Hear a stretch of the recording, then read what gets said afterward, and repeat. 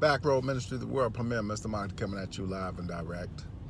I want to do a real quick review on Raising Dion. Got a chance to watch it. I know there's been a lot of discussion in the truth community about the coming wars, the Super Bantu. A lot of films now depicting the young black superhero, black young men and young women with exceptional abilities who have to save the world in some shape, form, or fashion. And you know, that is what Raising Dion is really about, the Super Bantu. I haven't watched Doctor Sleep yet. I want to watch Doctor Sleep, another depiction about African Americans with superhuman powers. But Dion is a young African American male born with these powers. His father got these powers as a result of being in the Northern Lights, which turned into a kind of a radioactive comet event where radiation actually fell. And this is something that I think Brother Yahi, pointed out a lot about this idea that only certain people can absorb certain amounts of radiation. So in this film, more depiction of everybody being able to absorb some of the radiation at certain levels, gaining different abilities through the absorption of the radiation. Yeah, the big difference in this film is you got to see that some people couldn't absorb the radiation, and as a result, the radiation was killing them. So they did gain some form of superhuman abilities, but at the same time, they were dying from the superhuman abilities, and that's what you see in Raising Dion. So the bad guy actually in Raising Dion is dying from his superhuman ability, which and thus turns him evil and makes him a predator in a way, fighting for survival, because the only way he can survive is he has to have more of the gene to keep him alive. He's got to keep getting the gene and absorbing the energy of other people with superhuman powers to stay alive. So something about his biological makeup now, where he must feed off of other Bantus or other Super Bantus to survive. And that's kind of that thing that is being talked about, that in order for certain people to survive in the coming war, they're going to have to feed off of people with specific genetic makeup. So people with certain biologies, people who have certain genes, and they're going to have to harvest this. So if you watch The 100, season 2 talked a lot about harvesting people in order to survive, and that's something that we have to watch out for, especially the tribes of Melon, that we're not on this list of being harvested for our genetic abilities to survive in certain situations, especially radioactive situations, which if you watch The 100, that's what it's all about. Some people were able to survive, some people were not able to make it.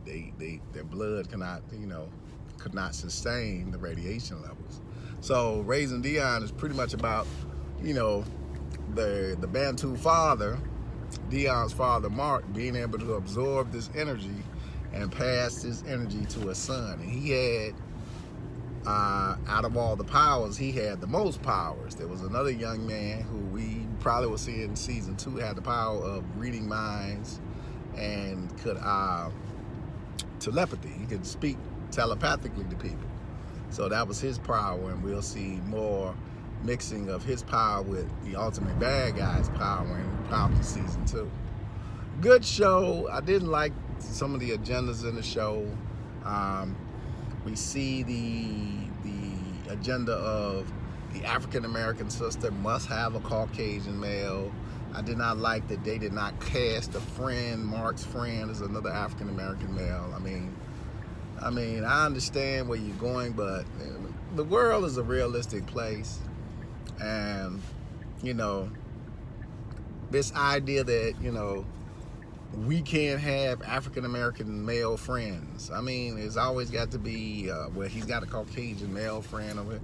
I'm like, that's not even reality. It's not very realistic. So I think Netflix kind of, jumped off the reality train with that one. It would have been no big deal to cast an African-American male in this role. But they couldn't cast an African-American male in this role, and I'll tell you why. Because that would have taken away from the true meaning of the coming war. The coming war is about the Caucasian male's inability to absorb the radiation. So that's why they had to do that. So his inability, he was the one that couldn't take it at all. And everybody else, they could deal with the radiation. He could not take the radiation. And then they didn't absorb it at those high levels. They got lower doses. The other Caucasian out, they got it at lower doses. He got it at a high dose, and that's what we're talking about, the inability with the lack of melanin to absorb radiation at high levels. So certain people can absorb at high levels, and he was not able to because he lacks melanin. He does not lack the ability to absorb. So he was able to absorb the power, but at the same time, he was dying from the radiation because he really can't absorb the energy because of the lack of melanin. Nothing to absorb it with. So that's kind of why they had to go that way. So it was a reason for it. I understood it. But still, you know, these agendas where, you know, we can't have strong African-American males in roles sometimes kind of gets at me. And then the other part, you know, I'm not knocking the sexuality piece, but why did the sister who was the doctor have to be a lesbian? I mean, so once again, you get a strong black woman character, African-American female character. She's a doctor, but she got to be a lesbian. Not only that, this idea that maybe she got her role by sleeping with this woman. And we see this all the time in regular heterosexual relationships. So, you know, we know that exists, but this whole thing of, you know, there always has to be these other things thrown in. Always has to be these things thrown in. And, you know, in my opinion, they don't have to be there. They don't have to be there. They don't have to be there. That didn't have to be here. This is a film with where you're putting in elements for children, but then you want to add other elements to it that now parents have to explain these elements to their child. It doesn't have to be there. You don't need all that. And sometimes we feel, even with the film, the series itself, it wasn't those high overtones of that, because kids think that icky, like Dion was saying, oh, he wants to kiss you. Ugh. That's how kids think. You don't need all those overtones and all those elements. But they just feel that they just have to put these agendas in that, yeah, well, the African-American female, you know, you don't need a man. You can just deal with yourself. I'm like, what is wrong with us being together and working as a team? I don't understand it. I don't understand why the world is against men and women working as a team.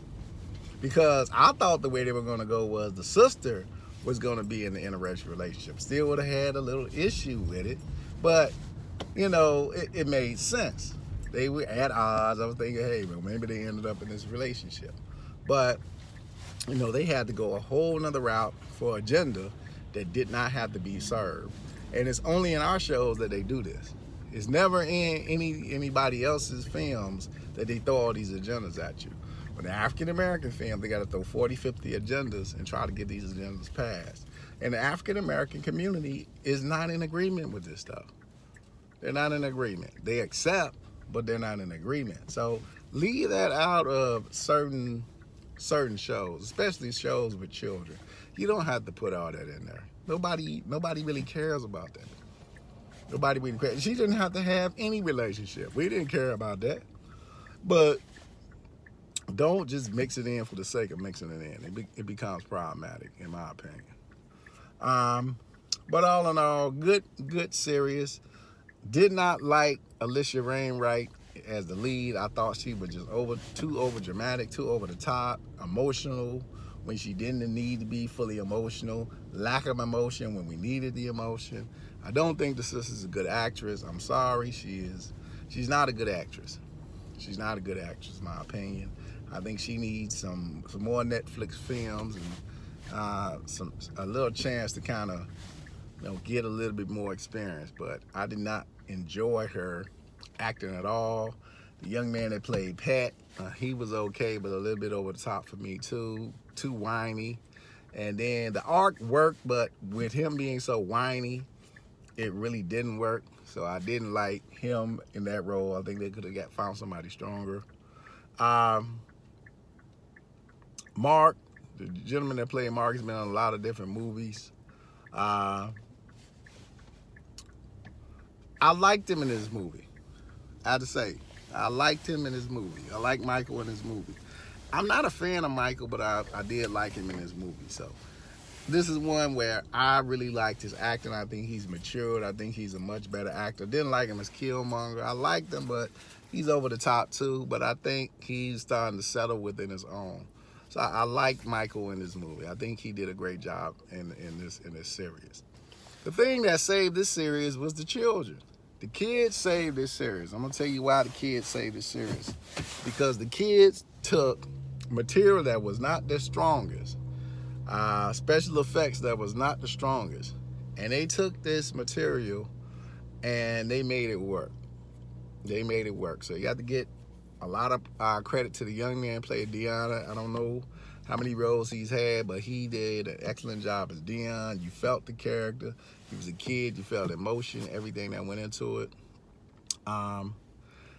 All the children, but except the young lady that was in the wheelchair, she's been in films before, so this is not her first rodeo. I've seen her in some stuff before. She is an incredible actress. She did a great job. All the kids were good. All the kids really were good. The kid that played Brandon, all those kids were good. His arc was incredible. He was able to play both sides well. So the children saved this film. That's why I said you didn't need all the other over-the-top garbage. The sister was good, but then they threw her in a bunch of over-the-top stuff, which I don't even think she wanted to do. That's why I think they faded it in and out so quickly, because it was not necessary. But the children did a great job in this film to really save this series, because some of the material was just and they really made that material come to life. So you have to take your hat off to these child actors. They did a great job, but some of the older actors still need some work. Netflix. Mr. Mahdi Peace and Hair Grease, Raising Dion, a good series, but you know, some of this stuff you just need to leave off the TV. Peace.